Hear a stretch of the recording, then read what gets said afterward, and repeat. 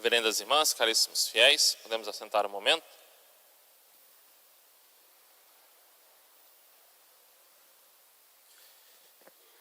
E as nações caminham ao fulgor de tua luz, e os reis ao esplendor de tua aurora. Caríssimos fiéis, estamos hoje celebrando a festa, a solenidade da Epifania, da manifestação de nosso Senhor Jesus Cristo. Nosso Senhor veio a nós, é um fato, se fez homem nos braços de Maria. É muito bela a passagem em que fala que os reis adoraram o menino Jesus, prostraram-se diante do menino Jesus nos braços de Maria Santíssima. Jesus e Maria são dois nomes inseparáveis. Não se pode separar Jesus de Maria e Maria de Jesus. Toda vez que veneramos Nossa Senhora, nela encontramos nosso Senhor Jesus Cristo. É muito linda essa apresentação dos magos com essa adoração, porque nós vemos o povo pagão vindo adorar o seu Salvador, o verdadeiro Rei e Senhor, nosso Senhor Jesus Cristo. Esses reis magos são as primícias de todo o povo, assim como os apóstolos, que foram o início de toda a igreja.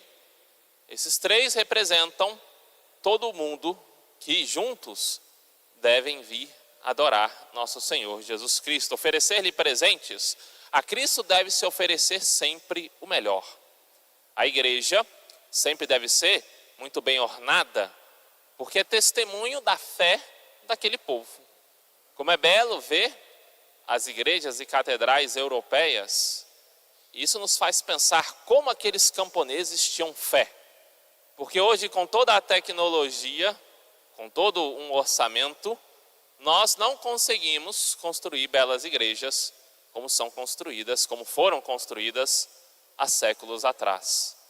Por exemplo, a Catedral de Colônia, na qual estão sepultados os três reis magos como santos, porque se converteram, porque adoraram a Cristo, porque saíram do paganismo para a adoração ao Deus verdadeiro, demorou séculos para ser construída.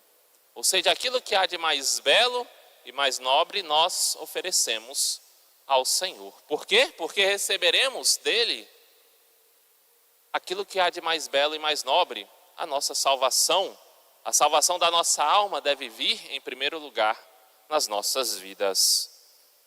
E nós temos aqui, nesse evangelho, duas ações que são as ações típicas daqueles que se encontram com nosso Senhor Jesus Cristo. Herodes, pagão. Os três reis magos também vinham do paganismo. Porém, Herodes, diferente dos reis magos que se alegraram ao ver a estrela e muito mais se alegraram a ver Cristo, Herodes turbou-se, perturbou-se, ficou em alerta e toda Jerusalém com ele, porque o rei, Senhor e Messias havia nascido. As profecias diziam que quando o Messias nascesse, haveria um reino no qual jorraria leite e mel, a prosperidade espiritual. Porém, os judeus esperavam uma prosperidade meramente financeira, meramente de posses e de poder, mas não a prosperidade autêntica que veio trazer para nós, nosso Senhor Jesus Cristo. Se antes do cristianismo, viver uma vida espiritual era como a papadelas, buscava-se seguir os mandamentos e ali se tinha, sim, uma tentativa de um amor a Deus. Com Cristo, amar a Deus ficou muito mais fácil. Ainda mais porque Ele manifestou o seu amor para nós. Quanto amor Deus não tem por nós para fazer-se criancinha num pequeno presépio. Para fazer-se criancinha em meio à pobreza, em meio ao frio, na completa nudez. Deus nos ama e veio até nós. E isso deve encher o nosso coração de alegria. Quem se perturba com a presença de Cristo são os demônios. Quando nosso Senhor Jesus Cristo começa a sua obra, começa a realizar milagres, a curar e a expulsar os demônios vão questionar nosso Senhor Jesus Cristo, que tem conosco Jesus de Nazaré: viestes perturbar-nos antes do tempo? É interessante essa frase que os demônios falam em um exorcismo, antes do tempo. Porque o demônio sabe que tem pouco tempo, a partir da chegada do Messias e da instauração da igreja, nós caminhamos em alta velocidade para o fim dos tempos. Corremos para o reino de Cristo. Em breve, em muito pouco tempo, nosso Senhor voltará a segunda vez para restabelecer todas as coisas, para que então possamos viver no céu, na presença de Jesus e Maria. O céu se unirá com a terra e teremos a renovação de todas as coisas. Então o demônio sabe que tem pouco tempo. A vida do homem é muito passageira. Iniciamos o ano de 2025 e provavelmente, dos que estão aqui, talvez um ou outro não esteja até o final de 2025. Será que serei eu? Que esse ano me apresentarei diante de Deus? Eu tenho que estar preparado, porque só Deus sabe o dia e a hora. E o demônio sabe que tem pouco tempo para levar a minha alma a uma revolta para com Deus. Porque isso é o que busca o demônio: convencer o homem de que não vale a pena fazer como fizeram os reis magos. Sair numa longa caminhada, como numa peregrinação, uma penitência, um abandono da vida passada para ir adorar a Cristo. Estamos no ano do jubileu, peregrinos da esperança, que nos recorda isso, de que temos e devemos sempre ter uma esperança na nossa autêntica conversão, porque estamos caminhando para o reino do céu, que estamos caminhando para o encontro com Cristo. Jerusalém também se perturbou. Perturbou-se Herodes e Jerusalém com ele. Jerusalém esperava, sobretudo, um rei que viesse em toda a majestade, que viesse em todo o poder e glória. E quando falam do menino que tenha nascido em Belém, pequena cidade, cumprindo assim as profecias, gera certa perturbação. Porque o Messias, o Rei glorioso, não veio em todo o esplendor e em toda a glória. Os judeus ficam perturbados porque se eles eram o povo escolhido, quem veio com toda a honra e glória receber essa notícia foram os pagãos. Aqueles que até então conheciam, que eram até inimigos dos judeus, esses parece que receberam com maior alegria a notícia do nascimento do Messias do que os próprios judeus, que aparentemente não perceberam. Assim nós, muitas vezes, não percebemos a ação de Deus na nossa vida, as graças que Deus nos concede para a nossa conversão e santificação. Às vezes estamos apegados como os judeus, presos na nossa rotina, não querendo uma mudança e defendendo uma rotina que não está nos santificando com unhas e dentes. Não vamos perceber as ações, os momentos em que Deus proverá para a nossa conversão e santificação. E muitos outros, nosso Senhor fala que os últimos serão os primeiros. Muitos que às vezes se convertendo e fazendo-se batizar, irão caminhar, irão correr para a santidade muito antes de nós. Por isso devemos estar atentos, que momentos de conversão, momentos em que eu tenha que rezar mais, fazer mais penitência, eu não fique perturbado, mas alegre. Os magos exultaram com grande alegria. Os 3 reis magos, sim, eram pagãos. Eram astrônomos e também astrólogos. Olhavam para o céu, conheciam as estrelas, por isso viram a estrela de Cristo no Oriente, e tinham para com as estrelas algo de divino, algo de especial, uma manifestação especial de Deus. Quando viram uma estrela onde seu brilho superava todas as outras, eles largaram tudo para ir atrás dela. É claro que conheciam as profecias, sabiam e liam os livros judaicos e entenderam que aquela estrela simbolizava o cumprimento da profecia, da onde deveria nascer o Salvador.